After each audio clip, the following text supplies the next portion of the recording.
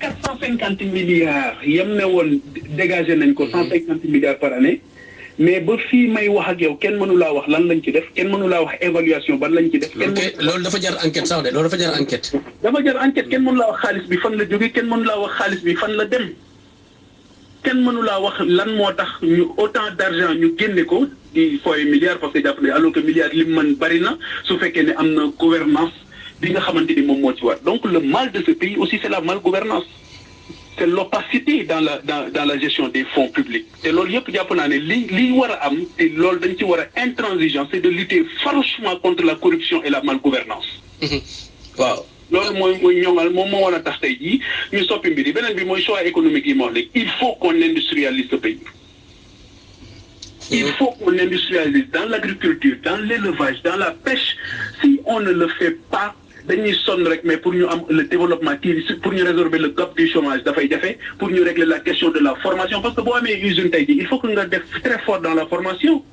soo defee très fort dans la formation mais évidemment usines yi nga xamante ni yëpp dinañ nekk en place dinañ am ñu fa nekk pour liggéey.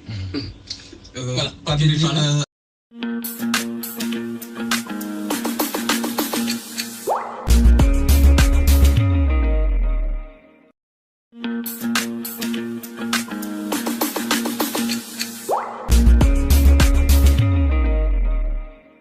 L'océan Atlantique est devenu aujourd'hui des cimetières. Et je pense que tout cela découle de choix économiques qui ont été faits ces dernières années, ces 20 ou 30 dernières années. Et aujourd'hui, nous sommes en train de récolter les conséquences, de constater toutes ces conséquences malheureuses, négatives sur l'économie sénégalaise. Et ça engendre un taux de chômage qui est exponentiel, qui est extrêmement élevé,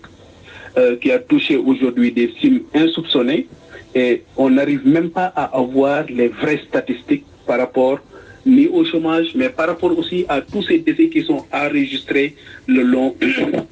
de l'océan Atlantique. Et les résultats, les choix économiques qui ont été faits, je l'ai dit tantôt, il y a les licences de pêche qui ont été octroyées dans des conditions scandaleuses, dans des conditions nébuleuses. Aujourd'hui, c'est parce que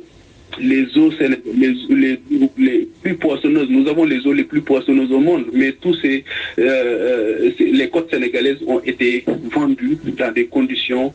comme je l'ai dit, nébuleuses. Jamais une évaluation n'a été faite. Jamais on a pris le courage de revenir sur ces contrats avec des puissances qui arrivent avec des navires de pêche qui ne laissent aucune place à la pêche artisanale. Et vous, en tant que journaliste, vous ne pouvez pas être passeur. Moi, aujourd'hui, mon métier, c'est pas pêcheur. Donc, c'est le pêcheur qui, aujourd'hui, ne trouve plus la ressource dans les eaux qui se transforme en passeur.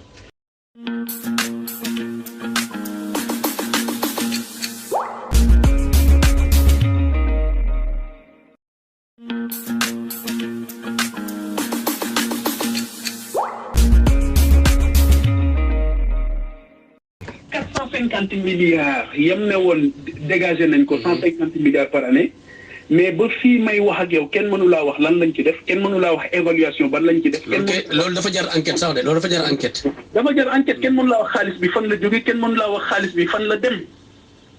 kenn mënu laa wax lan moo tax ñu autant d'argent ñu génne ko di fooy milliards parce que jàpp ne alors que milliards li mu mën bari na su fekkee ne am na gouvernance bi nga xamante ni moom moo ci war donc le mal de ce pays aussi c'est la malgouvernance c'est l'opacité dans la gestion des fonds publics te loolu yëpp jàpp naa ne li war a am te loolu dañ ci war a intransigeant c'est de lutter farouchement contre la corruption et la malgouvernance waaw loolu mooy ñoŋal moom moo war a tax tey jii ñu soppi mbir yi beneen bi mooy choix économique yi ma wax léegi il faut qu'on industrialise ce pays il faut qu'on industrialise dans l'agriculture dans l'élevage dans la pêche si on ne le fait pas dañuy sonn rek mais pour ñu am le développement kii pour ñu résorber le gap du chômage dafay jafe pour ñu régler la question de la formation parce que boo amee usine tey jii il faut que nga def très fort dans la formation soo defee très fort dans la formation mais évidemment usines yi nga xamante ni yëpp dinañ nekk en place dinañ am ñu fa nekk pour liggéey. Voilà.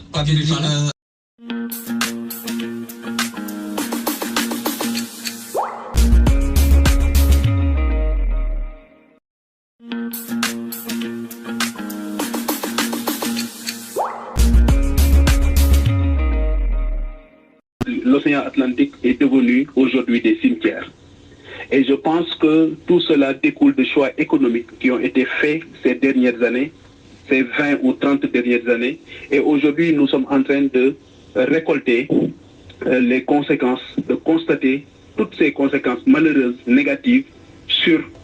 l'économie sénégalaise. Et ça engendre un taux de chômage qui est exponentiel, qui est extrêmement élevé, qui a touché aujourd'hui des cimes insoupçonnées. Et on n'arrive même pas à avoir les vraies statistiques par rapport ni au chômage, mais par rapport aussi à tous ces décès qui sont enregistrés le long de l'océan Atlantique. Et les résultats, les choix économiques qui ont été faits, je l'ai dit tantôt,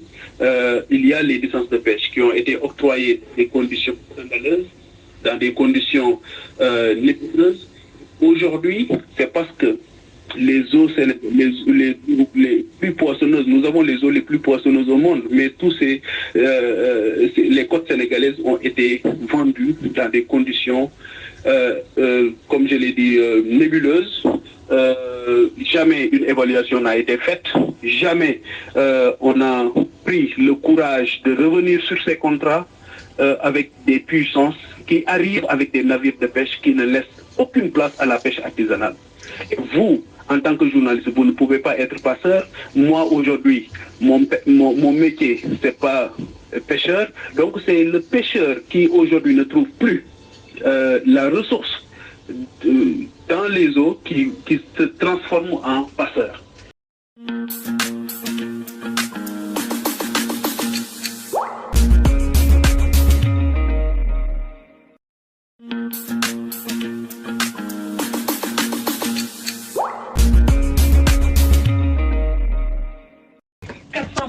milliards yam ne woon dégagé nañ ko 150 milliards par année mais ba fii may wax ak yow kenn mënu laa wax lan lañ ci def kenn mënu laa wax évaluation ban lañ ci def. loolu dafa jar enquête sax de loolu dafa jar enquête. dafa jar enquête kenn mënu laa wax xaalis bi fan la jóge kenn mënu laa wax xaalis bi fan la dem kenn mënu laa wax lan moo tax ñu autant d'argent ñu génne ko di fooy milliards parce que jàpp ne alors que milliards li mu mën bari na su fekkee ne am na gouvernance bi nga xamante ni moom moo ci war donc le mal de ce pays aussi c'est la malgouvernance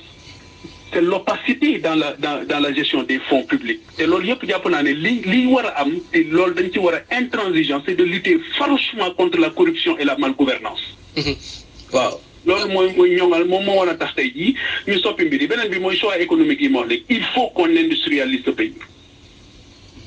il faut qu'on industrialise dans l'agriculture dans l'élevage dans la pêche si on ne le fait pas dañuy sonn rek mais pour ñu am le développement kii pour ñu résorber le gap du chômage dafay jafe pour ñu régler la question de la formation parce que boo amee usine tey jii il faut que nga def très fort dans la formation soo defee très fort dans la formation mais évidemment usines yi nga xamante ni yëpp dinañ nekk en place dinañ am ñu fa nekk pour liggéey. Voilà.